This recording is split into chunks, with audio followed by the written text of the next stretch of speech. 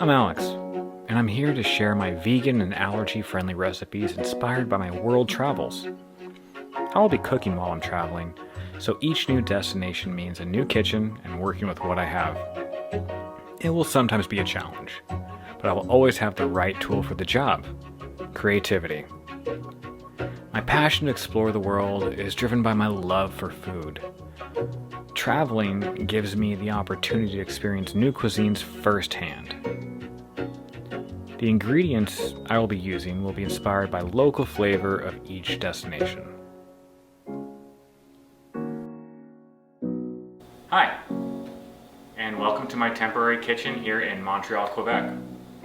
While I've been traveling through Canada, I have noticed the one thing that seems to be consistent in Canada, and one thing that we've been suggested to try the most here in Canada: poutine.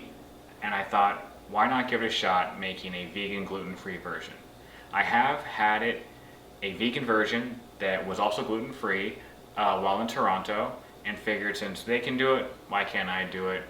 And I put my mind to work and thought, let's make this work. So today I'm going to be making my version of a gluten-free vegan poutine. There are going to be some variations to what you're used to seeing. First off, instead of using fries out of the bag or fresh cut, I decided to switch it up by making some Fingerling Potato Poutine. I've just washed these. This is a bag of Fingerling potatoes I got at the supermarket. So let's start with that. I've preheated my oven to 350 degrees Fahrenheit. A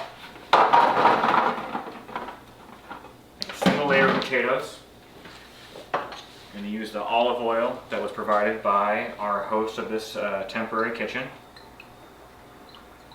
Just a light coating.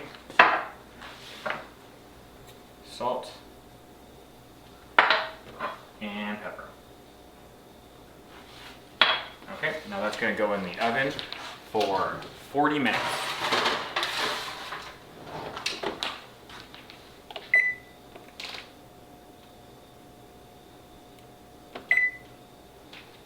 Okay, now let's work on the gravy.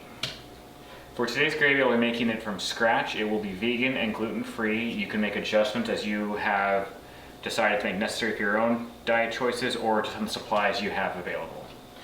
For the cheese curd that goes in poutine, I'm going to go straight with my vegan gluten-free standard of mozzarella flavored cheese substitute from Daiya. It's pretty easy. This gravy is going to be a mushroom gravy. So I have some mushrooms, going to give those a rinse.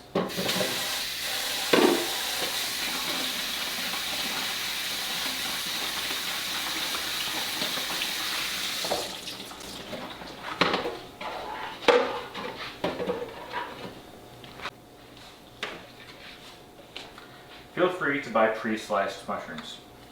It'll save you some time. But I have noticed, if you're looking to save money, the whole ones are cheaper. And these are just the mushrooms I have left over from practicing this recipe. So you feel free to use more or less, or no mushrooms if you don't want mushrooms in your gravy. To get it started, I'm just going to use this frying pan. This is my vegan butter substitute. This does contain soy. You can use a different one if you don't want to use soy.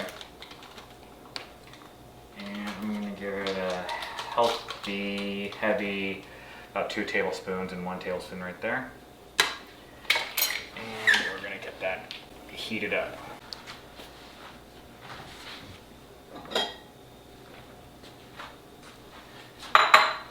While that's melting down, I'm going to prepare the other ingredients.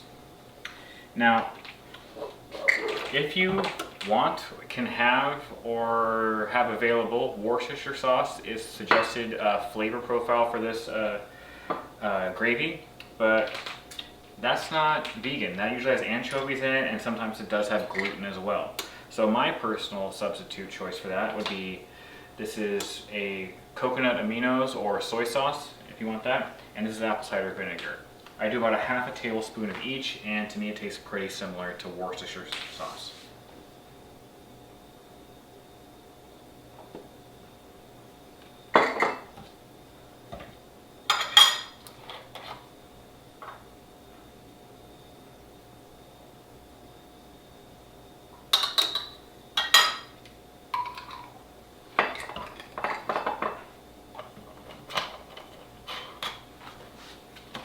touch of ketchup.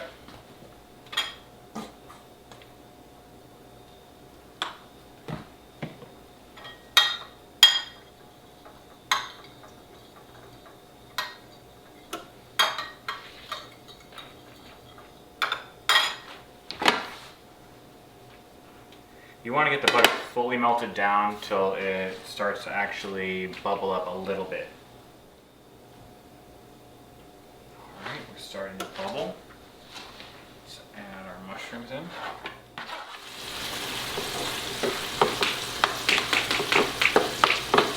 You want to continue stirring and cooking this until it actually kind of cooks down on the liquid that's left over from the butter. The mushrooms are going to turn brown. That's perfectly normal. I'm not going to add any seasoning of salt or pepper at this point because I'm going to be adding it to the gravy as we cook it, and I don't want to over salt it.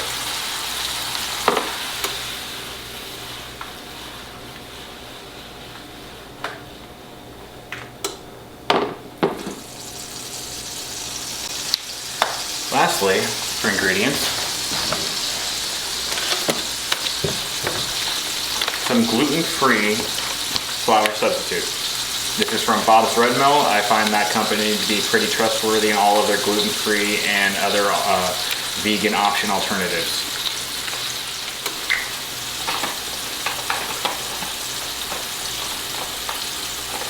About a quarter cup of this flour substitute here.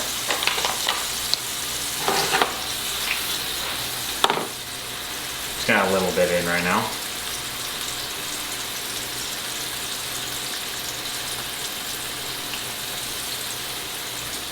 I want to do a little bit at a time because I don't want to avoid that clumping that happens if you add it all at once. And then you end up with like pockets of flour. That's not pleasant. Try to avoid the lumps as much as possible.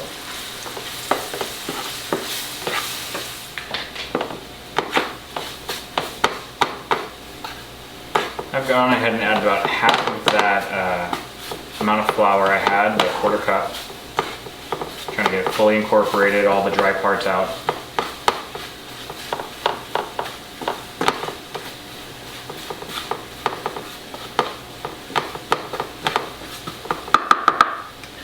Alright, now I'm going to add some vegetable broth.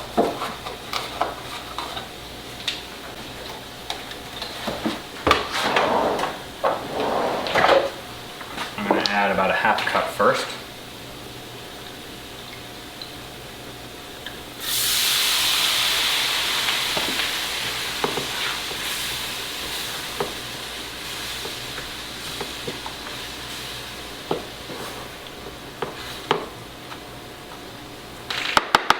Also going to add in my wet ingredients, the ketchup, apple cider, and coconut Aminos mixture. Some pepper, and some salt.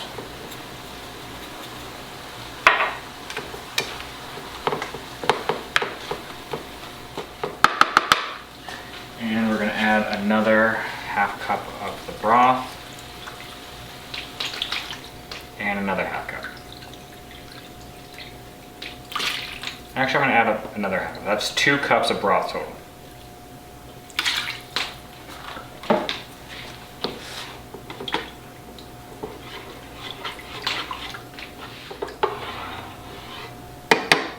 And I'm going to add the rest of that flour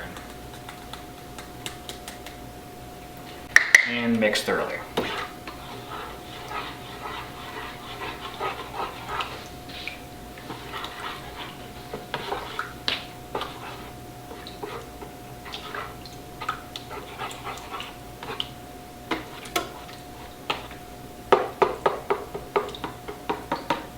See those lumps I was talking about? You want to get rid of that as best you can.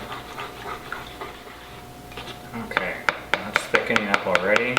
And now it's starting to boil. I'm going to turn it down to low, get it to a simmer, continue stirring. Now you're going to continue stirring until you get all the lumps out.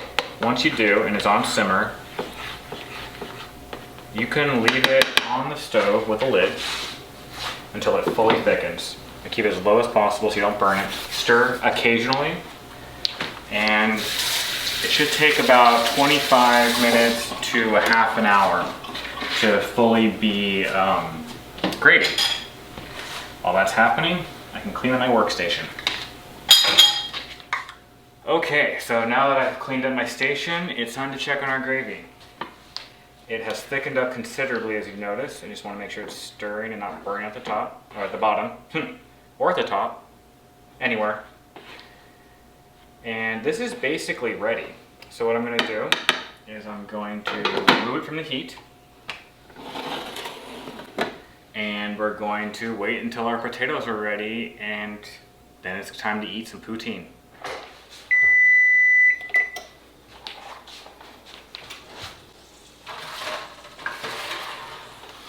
Oh, this smells so good. And just to check, I'm going to stick a fork in there.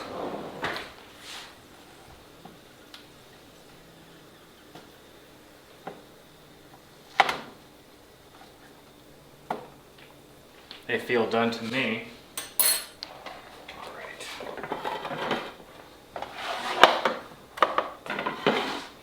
Turn the heat back on my gravy to make sure it's warm enough. It's nice and thick. Okay. We are just about ready.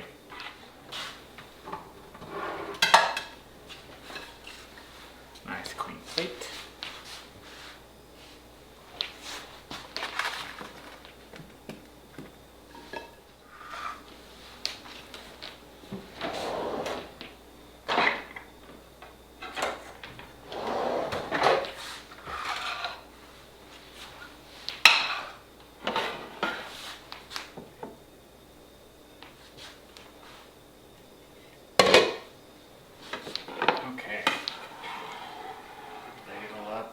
Healthy portion of gravy.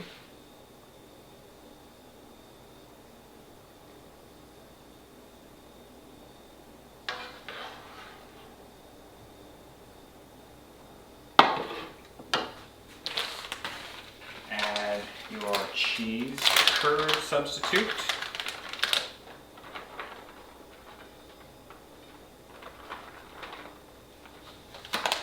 And a little bit more gravy.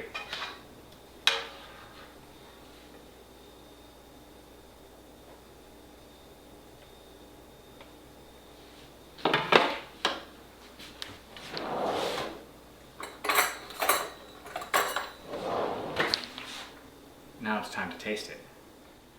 Okay, it's test time. Are you ready? Oh, she's so ready, okay. Very excited for this one. Very excited, because this looks amazing. I get the perfect bite with one of everything. Almost. Mm-hmm.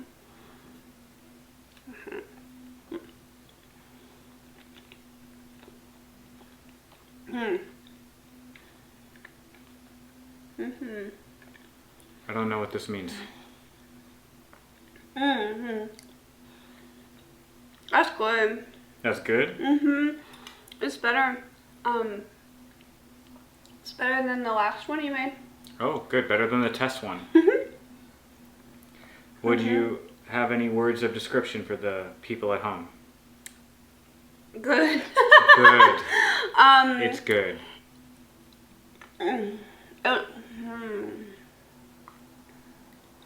I don't know what it is. It's like, well, did you taste it?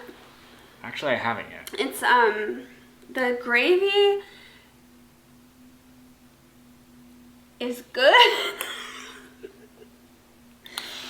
I don't know, the gravy is really, has a lot of depth to it, of flavor. Ooh, that's a compliment. And that's why I'm having trouble describing it, because I'm not typically somebody who describes my food. I'm just like, okay, this is good, or I don't like this. I'm not a chef. I watch Alex cook a lot. I've learned many things, but it's not typically, I don't always know the words to. Okay, let's make it easier. How would you describe it compared to with fries? Heartier. Heartier. Okay. And I think that's why I get that depth of flavor. It's almost like a comfort thing. I think for having it with the full potatoes and the gravy, and the mushrooms, it's kind of reminding me of a potato soup. That makes a lot of sense because the base of the gravy is vegetable broth, so it is got a soupy, complex flavor going on. And you can really taste the mushrooms in the gravy, not just like you can taste the mushrooms because there's mushrooms, you can taste them in the gravy, whereas last one you made, I think it was more like I could just taste that you put mushrooms in it. Right. Now, what she's talking about is in my test batch, I used fries, not the fingerling potatoes, but what I did differently with the mushrooms is that last time I threw everything in the pan, and then it made a gravy. It took a lot longer, it didn't thicken up so great, and then the mushrooms were not fully cooked in there and immersed with flavor. When you cook it in the steps that I showed you with the butter and the mushrooms first, it breaks down the flavor of the mushroom and infuses it into the gravy as you add each extra ingredient into the pan. So you really end up with a mushroom gravy compared to a gravy with mushrooms in it. It makes a difference. It does. It really does. I know that it does not have wine in it, but it tastes like a white wine or something. That would actually be a side effect of the makeshift Worcestershire sauce I used. By having the apple cider vinegar with the coconut aminos, you get a more complex flavor that would be reminiscent of wine. Like vinegar and wine are, connected in their fermentation process. So that makes sense. And you could feel free to even add a little bit of probably some white wine to your gravy and throw that in there too. Like this tastes really sophisticated compared to what it looks like. Yeah, being a bowl of beige, plate of beige. I've never seen a poutine that's like, wow, that's, attractive. It's just not a really attractive dish, like you say. It's a plate of beige. But the taste is like unreal compared to what you would expect. Oh, well, thank you so much. And you just reminded me that for those making this at home, you can feel free to add to this recipe. Like I've done a version where I use the Impossible Burger and throwing that on there adds a little extra protein, still vegan. And you can feel free to do that, or regular burger, or chicken, turkey, pork, whatever, bacon. If you eat those things and you want those things, feel free to add that in and make your poutine however you like. Definitely. But also make it like this, because this is the best. Well, when she's going to say that, now it's time for me to ask the important question. How many plates are you 5. My first 5 plates! Yeah. That makes me so pleased. Yeah. She keeps eating it. Also a huge compliment. Okay, so bon appetit. Yeah, I don't know. I can't say anything else. That's fine. I just want to eat it. So it's time to eat. So if you liked this recipe, please give this video a thumbs up. And if you want to see more videos where I make a vegan, gluten-free version of items I'm inspired by my local travels in temporary kitchens, please subscribe to my channel. You can see our other recipes by hitting the playlist. It'll pop up at the end of this video. And thanks so much. You can also reach me also on Instagram at Alexander the Late if you want to keep up with my day-to-day cooking. Thanks for watching. Later.